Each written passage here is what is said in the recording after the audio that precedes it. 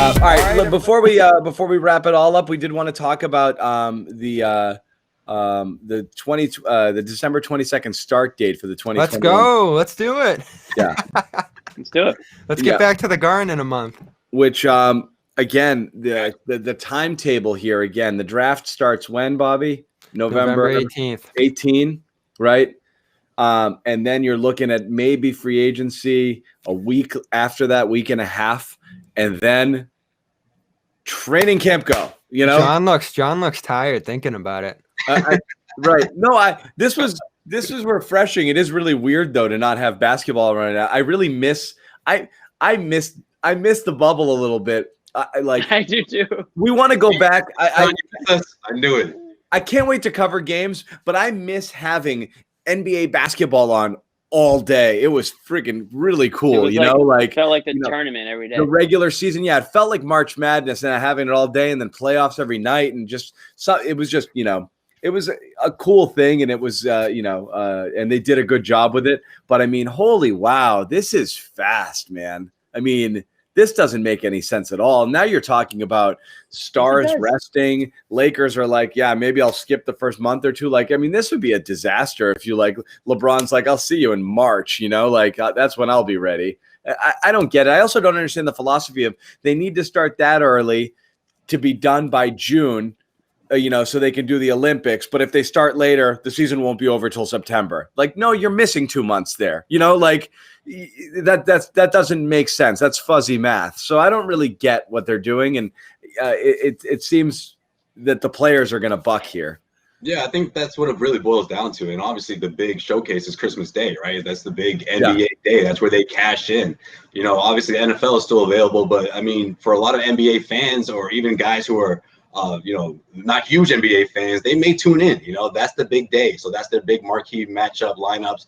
And that's the day I think you'll see all the superstars play. After that, yeah, John, to your point, complete rest mode, especially for the champion Lakers. I mean, that's a lot to put on these guys' body. And of course, LeBron James did miss the postseason in 2019. But I mean, if you're the Los Angeles Lakers, you'd be crazy to put your complete team out there. But for a team like the Golden State Warriors, maybe that helps them in the beginning. Maybe that gets them off to the right foot, while the other teams catch up and they may struggle a bit, but that'll get them going out from, right out of the gate. But it'll make for an interesting start to the NBA season for sure, to see where every single team is at respectively. All right. Yeah. So I don't think it's crazy. I think it makes a lot of sense. I mean, Josue already talked, and I pretty much agree with you completely, Josue, that, and what I said when we were predicting when the next season would start, I always said Christmas Day. Basketball and Christmas Day are like peanut butter and jelly, right? And if you're the NBA, you're trying to figure out ways that you're going to make money next season because you're not anticipating full arenas. You need to make your money through advertising and ratings, right? And if all you have to do is show the players, hey, this is how much money we lost this year. I think it was $800 million alone just in not having fans. And they only didn't have fans for the last 10 games of the regular season and the playoffs. Now you're going to talk about 72 games in the playoffs or whatever it is. You have a percentage of fans. So you're going to lose a ton of money on fans. You need to figure out other ways to make money. So that's the NBA saying, listen, players, okay, fine. You don't want to start Christmas Day. You want to start middle of January or February. Fine. This is how much money you're going to lose out on, because guess what? Your salary is going into escrow, and, we can only pay you X amount of money because we've only made X amount of money. So that's going to change a lot of NBA players' perspective when they see the numbers. And I mean, I just think that if you're the NBA, eventually you want to get back to a regular schedule.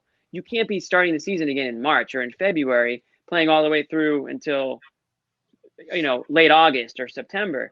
If you're the NBA, you got to slowly get back there. So if that means starting a little bit earlier, finishing in like July, because the Olympics don't start until like mid-July, I think. Yeah, July 23rd. You're still playing late into the summer, later than you normally would by a good month and a half for a lot of teams that aren't making the playoffs. So they got to do something here to slowly get back to normalcy. Yeah, the difference right now between the league and the players, the league wants the day of Santa Claus. The players want the day of Martin Luther King. Right. And it's about a month of a difference. Almost a month. Yeah, so 22. It's a big month. So. It's a big month, though. It's a big month. It's a big month because football at some point. Yeah, football Olympics. And the start of next year. Can you get yourself back to the normal league start time for 2021-22, which is what they're trying to do here. And they're already knocking down games, right? They're going to go from 82 to 72 this season. So, they're already sort of saying, hey, players, we'll do you a little bit solid here. We'll take some games off of this, but we got to start sooner than. And let's not forget, we're talking about a handful of teams, and LeBron's. He is the NBA, so he's the most vocal. But there are a ton of teams where that start date is not going to affect them one iota. 8 teams out of 30 haven't played since March 11th. That's what people forget, and it's easy to forget the Cavaliers. March 11th. I can't blame them. Right. The other guys were playing last week. No, that's not true. The regular season was what? I mean, we're talking a handful of games, and then first round of the playoffs. Those guys have been out for a while. We're talking about not just that too. All but we're the probably all talking but the about 16 18. playoff teams. All but the Final Four. All but the final, like 8 teams, let's say. Even the ones who played in the bubble and didn't make the playoffs were there for a freaking week, 2 weeks. So they stopped playing in March. Then they played a tournament for 2 weeks. Right. Zion played 3 games. So really, you're talking about a hugely disproportionate disadvantage for the Final 4 and 8 teams. Hey, and you know what, LeBron? Take your month off. Levels the playing field a little bit, right? You think we're talking about the best teams, anyways? And this socialist. This LeBron threat too. Stealing from the rich, baby. You don't think LeBron's gonna skip Christmas Day? I mean, with this month holdout that he's talking about, he's not gonna show up for Christmas, or is he just gonna go to Christmas and wait till Martin Luther King Day and be a holiday worker? What was the first thing LeBron said? Probably. What was the first thing LeBron said when somebody said, "Oh, they're talking about continuing the season without the fans"? What LeBron That's said? Great. No chance I'm playing an NBA game without the fans. Who played more NBA games without the fans than LeBron? I think he probably played the most. So, I mean, listen, players are going to react the way they're going to react. Sure, like that makes sense. That's a normal reaction if you're the Lakers. You're a week off from winning the title, and you're going to go back to work in 3 weeks. So I understand that reaction, but it's so soon. It's gonna happen. What did, who was it? Was it Marcus Morris? Damn, I forget who said it. But what was it? Right before they started things in Orlando. Hey, if LeBron says we're playing, we're playing. Yeah. Right. Well, there's other people opposing this too: trainers, executives, coaches, everybody. What are the trainers saying? Yeah, right. Yeah, let's make sure we get their opinion. Come for the guard report. We've got our finger on the pulse of the trainer. You don't want some more Jason Tatum, Drew Hanlon training in the next month? True. That's gonna throw the whole thing off the track. You're telling me. Hey, you're telling me. I mentioned some other names in there too. No one wants this but the owners. And Brian too. NBA champion Lakers won't be happy to take the stage on Christmas. I think they do. I'm in support of this. I'm all for December 22nd, but just because I want to get back to the Garden. Who knows if that's going to happen? The other thing here is fans. The league was hoping that they could have fans. Adam Silver said they were hoping for instant testing for next season. If we're talking January versus December, vaccine, any of that stuff, like none of those things are coming, whether they do January or December. So you might as well do December. They can wait till March and try to get fans in there for March. But if it doesn't happen, you just waited for 3 months for nothing. So why not do the early date? I think initially they really had their fingers crossed, hoping that they would have fans. I think they were banking on that, at least a couple thousand or something. Just let us have some fans, because they know a lot of the revenue. That's where it comes from. I mean, uniforms, things that are purchased. You might get that. The NBA. I mean, yeah, you might get some of that, but they lost a lot of that. A lot of these purchases, a lot of the stuff, concessions that all that is included. And then you look at where we are now, not a lot has changed. They're not going to open the doors for fans just like that, especially what are we, a couple of months away. So I think that really changed things for the NBA. And they're like, look, we have to do Christmas now. They're going to have to allow. They're going to have. I'm saying they have. I would go another bubble in Florida, started in February, play all the games outside with fans and reporters. Sweet. Outside CLNS. Or they could, get they could get the CLNS Peanut Gallery to produce the crowd noise. They'll just have to change the rules. We could do Outdoor that. games would be unreal. You get the weather's in play now. I love it. Ripping butts. Play it at Rucker. Play it Rucker, dude. That'd be an awesome wrinkle. Like, we'll play with fans outside. Yeah, that's the only way we'll do an all. At least that should be the All-Star game. Yeah, if they want to have an All-Star game. That'd be awesome. Where is it? Yeah. We never thought they'd do the bubble, and they did. So get creative. You gotta get creative. I think we can all agree that the bubble was a great success. Not to bring back Borat, but it won't be renewed. I don't think. You don't think? No. I don't think you'll get the players to do a full season in the bubble. No, Probably No. not.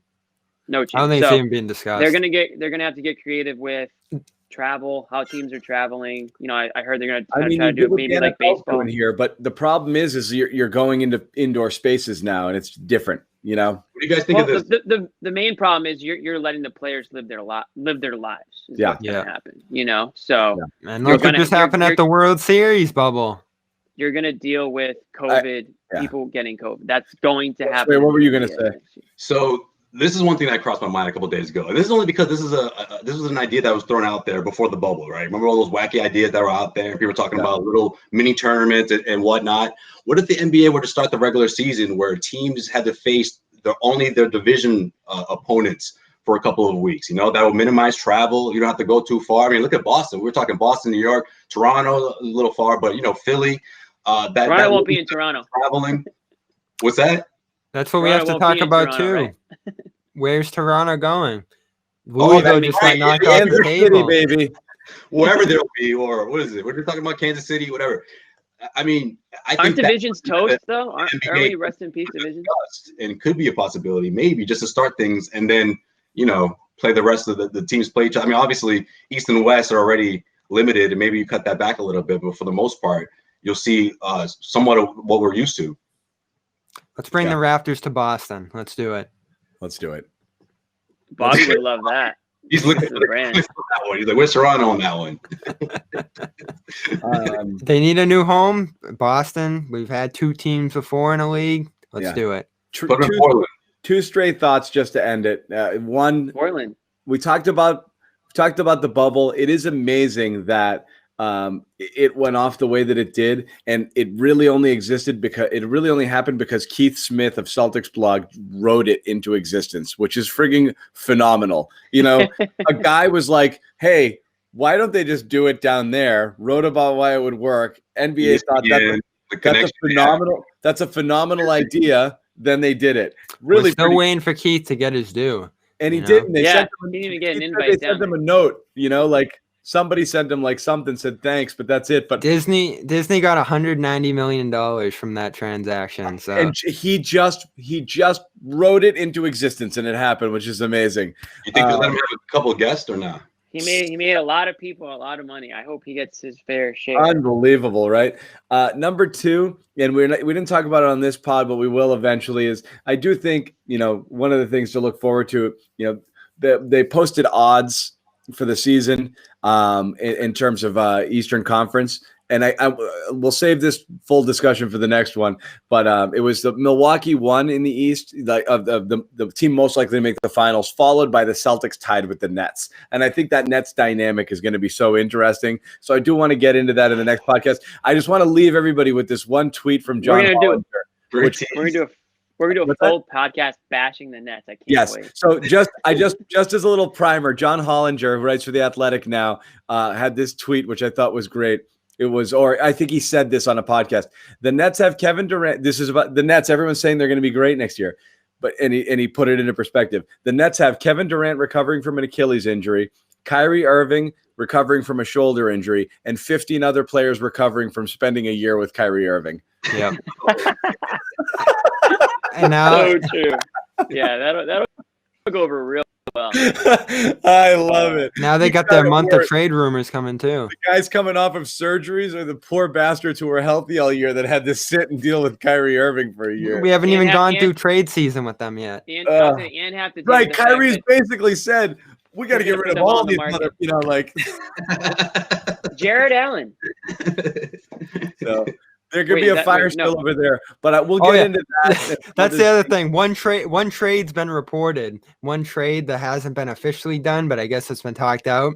What are the odds that's the Nets? Yeah, right. Who knows? But like I said, we can go on them for a while, but I want to get into that in the next one. We'll see if there's more NBA news, but we had a ton here. Gordon Hayward, we don't know what's going to happen. We'll keep talking about it. Daryl Morey to the Sixers, interesting dynamic. Could shift things around in the East, so we'll see what happens there. Could create some interesting player movement if people do what Morey thinks he might do and come in there and start to shake it up. And obviously could make the Sixers a little bit more competitive here with the Celtics in the East. Maybe give him a pulse. it puts them back. It gives them that kick that they might need. And then the NBA trying to rush through the start date. We've got the draft coming up. We've got free agency right after it. And then bang, we're off and running. So, I mean, we're almost in full swing. Bobby is doing his homework. So we are going to get some draft talk soon. Right, Bobby? For sure. Yeah. Okay. So we'll start talking about some prospects too. They're here at 14. We want to see them trade up. So we're going to look at guys they might get up to 6, 7, 8, 9 range and get. We'll start telling you about these guys and maybe get a little excitement going. We'll see what happens there. Again, could be more talks of trades, trading Golden State with the 2. We'll see there. But there's tons still going on. We'll be talking about it throughout the very short offseason with Josue Pavone, Heavy.com, Jimmy Toscano, Bobby Manning from Celtics Blog and CLNS Media. I'm John Zanis. We will see you guys next time.